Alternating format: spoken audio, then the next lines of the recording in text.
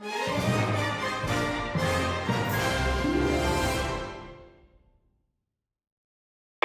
1 करोड़ नौकरियां पाकिस्तान में पैदा करनी। हमने 1 करोड़ नई नौकरियां पैदा करनी है। बंदों की शॉर्टेज हो जाएगी, इतनी नौकरियां आपकी आने वाली। गवर्नमेंट की तरफ नौकरियों के लिए नहीं देखा जा सकता। जब मौजूदा हुकूमत के दस्तरास फैसल वावडा ने ये बयान दिया था तो उस वक्त वो वही मामला अपने जहन में रखे हुए थे जिस मामले के असर के तहत वज़ीर-ए-आज़म इमरान खान खुद और उनके फाइनेंस मिनिस्टर असद उमर, जब तक वो फाइनेंस मिनिस्टर थे, बार बार ये बात दोहरा रहे थे कि पाकिस्तान के अंदर नौकरियों का एक अंबार लगने वाला है, ऐसा अंबार जिससे लंडे के कपड़ों की तरह बाहर से आने वाले लोग भी मुस्तफ़ीद होंगे।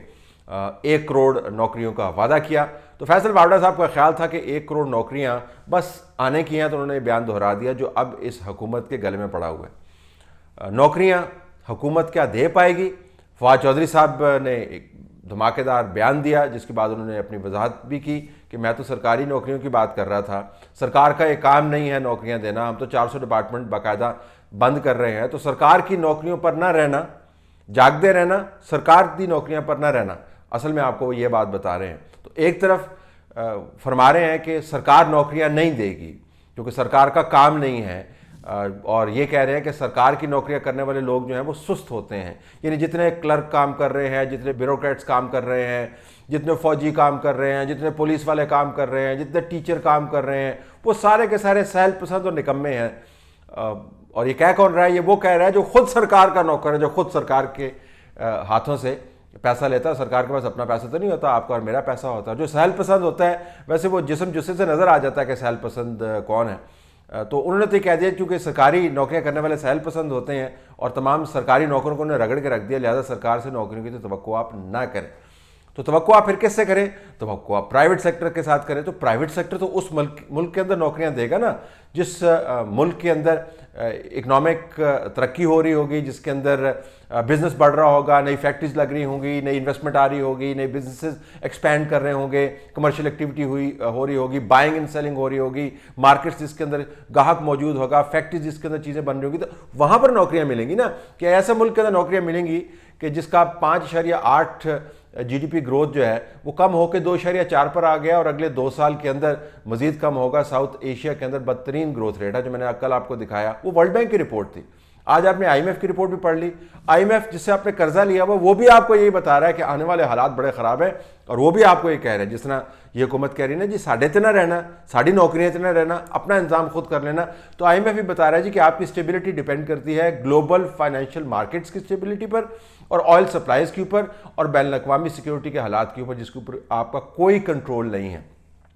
तो प्राइवेट सेक्टर भी आपको नौकरी नहीं देगा। प्राइवेट सेक्टर तो बंदे निकाल रहा है, रोज़ाना सैकड़ों की तादाद में नौकरियां जाती हैं, यूनिट्स यहाँ पर बंद हो रहे हैं, बिजनेसेस सिकुड़ रहे हैं और अनएम्प्लॉयमेंट बढ़ती चली जा रही है। तो एक तरफ प्राइवेट सेक्टर बंदे निकाल रहा है, दूसरी तरफ हुकूमत अपने डिपार्टमेंट बंद कर रही है, और बीच में हमें पता नहीं है कि 1 करोड़ नौकरियां जो है वो कहाँ से आएंगी। तो उस पर जाहिर है आपको लंगर लगाने पड़ेंगे। लंगर लगाने के लिए आपको पैसा चाहिए। कितने भूखों को आप खाना खिलाएंगे? और आपने भिखारी बनाना है, आपने उनको मुफ्त के खाने खिलाने हैं, आपने तो उनको डिग्निटी देनी थी, आपने उनको इज्जत देनी थी, आपने उनको रिस्क फराहम करना था।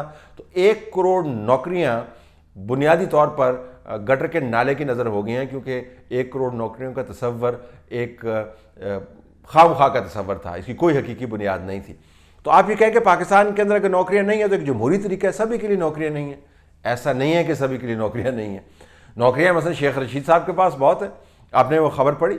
शेख रशीद साहब ने रेलवे के अंदर नौकरियों के लिए अप्लाई करवाया, एडवर्टाइज़ करवाया, उसके बाद धड़ लोगों ने जब एप्लीकेशंस दी तो फिर सर खुजाया रेलवे की ब्यूरोक्रेसी ने, शेख रशीद साहब ने मिलकर। उन्होंने कहा जी इतने लोग आ गए हैं तो हम नौकरी देने का तरीका क्या इख्तियार करें? जदीद तरीका। बरतानिया की और नॉर्वे की मिसाल देते ना, जदीद तरीका क्या है? उन्होंने कहा जी कुर्रा अंदाजी करवा लें। जी हाँ, कुर्रा अंदाजी करवा लें, मेरिट वाला नहीं, कुर्रा अंदाजी करवा लें। कुर्रा अंदाजी के बाद जब नौकरियाँ निकली तो रावलपिंडी के जितने भी 2-2.25 दर्जन हल्के बनते हैं सूबाई और नेशनल असम्बली के मिला के, उसके अंदर 2 खुशकिस्मत हल्के जो हैं कुर्रा अंदाजी और किस्मत का जो सितारा जिनके ऊपर चमका, वो हल्के थे जो एक शेख रशीद साहब का अपना है और दूसरा उनके रिश्तेदार का है। उन 2 हल्कों के लोगों को उस कुर्रा अंदाजी में जो मेरिट की जगह हुई थी 50 से 60% नौकरियां आज खुद मिल गई। तो अब आप खुद देख लें, यानी अगर आपको नौकरी लेनी है तो शेख रशीद और उनके रिश्तेदारों के हलकों के अंदर आपको क़याम पजीर होना चाहिए, उनके करीब तरीन होना चाहिए ताकि आपके लिए नौकरियां मिल सकें। इसके अलावा पाकिस्तान के अंदर नौकरियां नहीं हैं, बहुत बड़े पैमाने पर रोज़ाना की तादाद में लोग बेरोज़गार हो रहे हैं।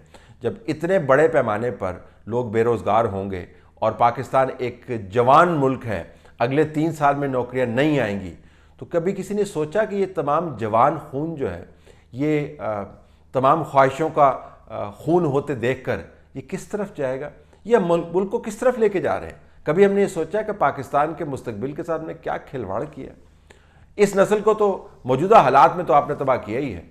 आने वाले दिनों में इस मुल्क में जिस हंगामे की बुनियाद रख दी गई है, उसके बारे में अगर आप सोचें तो आपके रोंगटे खड़े हो जाते हैं।